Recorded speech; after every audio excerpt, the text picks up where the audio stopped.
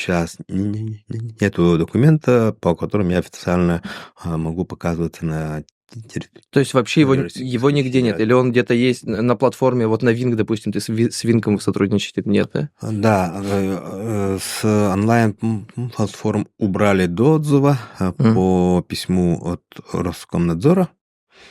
Они, ну, описали всем онлайн-платформам, что фильм несет там деструктивный элемент, противоречит указам, законам и так. Ну, там типа межнациональная рознь там сеется, как я понял, судя по этому фильму там. Нет, ну, у них там деструктивный элемент